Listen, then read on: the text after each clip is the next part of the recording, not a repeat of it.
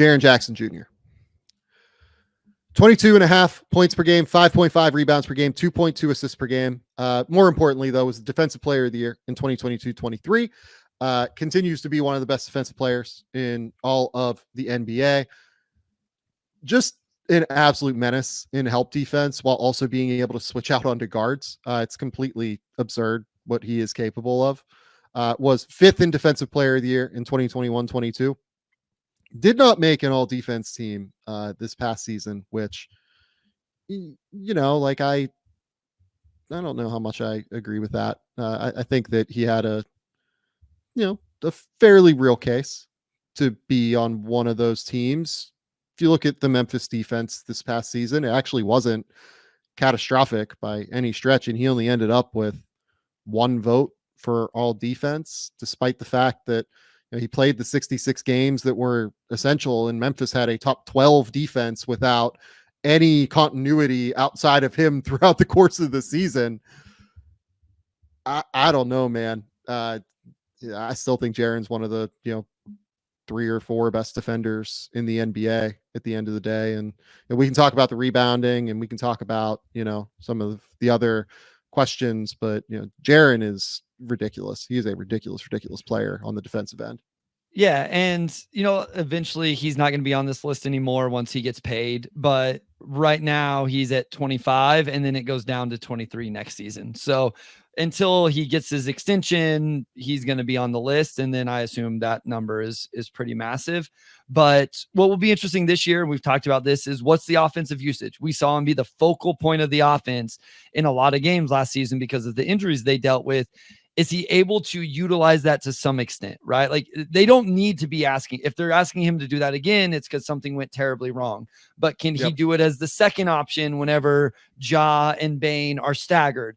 Can he then, maybe if people thought he took a little bit of a step backwards defensively because of that offensive usage, can he bring the offensive usage back a little bit and then get that defense back to all NBA level? The off ball defense is it's ridiculous. Like, he's one of the best, top 2 or 3. We've talked about this in terms of an impact there. They look like they're going to have like that prototypical big physical center to play next to him in Zach Edey. And so he can kind of get back into that spot in that role that he's most comfortable in. I'm just interested to see if we see a little more offensively than the 16, 17, 18 points a game. Maybe that's where he settles back into, but I'm interested to see how much of it carries over. So here's my question to people that, question Jaren Jackson on defense a little bit still, right? The Grizzlies finished 12th in defensive rating this past year. He played the most games on the team at 66, right? This team had 33 different players that played at least 3 games for them last season. I will go through the players that played. Let's go with 21 games. They had 16 guys that played 21 games this past season. How many of these players would you consider a plus defender? Okay. Santi Aldama. No. John Concher. No. I think Concher is like a fine defender. He's not, You said plus though, right? Yeah, I wouldn't say he's like a significant plus. I think he's fine. I think he's a solid defender.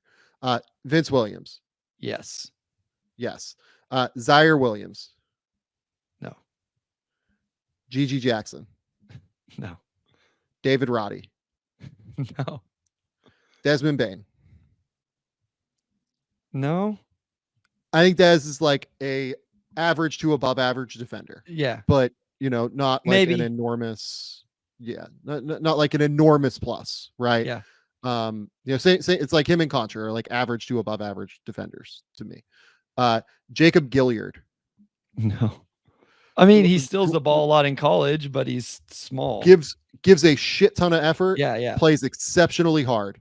But he is 5'9" in an NBA where that's just really, really difficult, right? Yeah. Jake LaRavia. No. Xavier Tillman. No. I would say yes to Tillman. I think Tillman's a good defender. But Bismack Biyombo. No. I mean, fine, but Yeah. Derrick Rose. No. Trey Jemison. No. Scottie Pippen Jr. Plays hard. Scottie Pippen Jr. was really good defensively at Summer League. Yeah, gives effort, like plays hard, but small. right? Yeah. That team had the 12th best defense in the league last year. How do you think it happened, guys? Yeah. Do you think it was magic? Like, no, it's Jaren. Jaren is a monster on defense. Like he was a monster on defense last season. He was a stud on defense. Yeah, he's not a great defensive rebounder. He flies everywhere in help. He scrambles around the court like nobody's business. The dude is all over the place. It is incredible the amount of ways that he covers, mistakes from his teammates. It's incredible the amount of ways that he helps his team defensively. He is a stud on defense still. It is kind of dumbfounding to me that people question him on defense. Then